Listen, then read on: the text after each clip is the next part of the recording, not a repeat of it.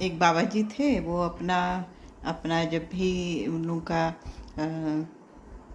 कहना होता तो वो औरतों का बहुत पक्ष लेते। और उनकी सभा में उनके प्रवचन के समय औरतें ज़्यादा होती थी।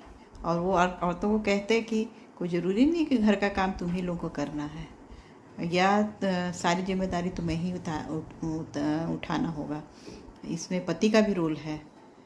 और महिलाएं बहुत खुश होती कि कोई तो हमारे पक्ष में बोलने वाला बन गया है, आ गया है।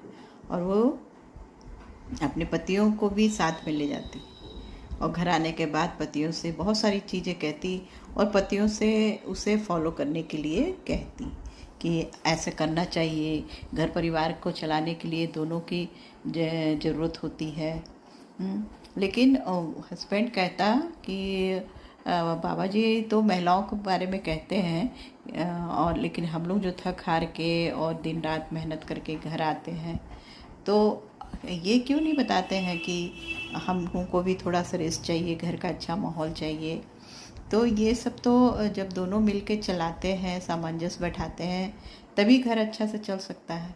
लेकिन जो कुछ महिलाएं थी वो इस पे राजी नहीं होती हैं और कहती कि नहीं बाबा जी सही कहते हैं, और उनके हर प्रवचन में जाती और बहुत सारी चीज़ें सीख के आती। एक बार इसी तरह बाबा जी ने कहा, कुछ हस्बैंड भी साथ में गए थे, कुछ लोग भी गए थे। उन्होंने कहा कि देखिए जो महिलाएं हैं उस पे 90% जो सजने संवरने का सामान बनता है वो 90% महिलाओं के लिए ही बनता है, दूसरों के लिए नहीं बनता है। तो ऐसा क्यों है, इतना सजना संवरना क्यों है? भगवान ने आपको जैसा है दिया है वैसे रहिए।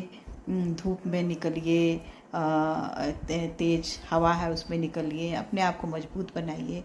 आप जितने मजबूत बनेंगे उतने आपका आगे वाला जनरेशन मजबूत बनेगा। आप माँ हैं, बच्चों को बहुत सारी चीज़ें सिखाएंगे। और नेल पॉलिश लगाना छोड़ दीजिए, मेकअप करना छोड़ दीजिए, सबसे क्या होता है? भगवान ने आपको इतना खूबसूरत बनाया है, आप उसी जैसे रहिए।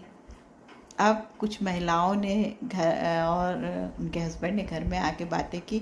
हस्बैंड ने कहा कि भाई ये देखो आज तो बहुत अच्छी बात बताए हैं, आप तुम लोग को उसको फॉलो करना चाहिए।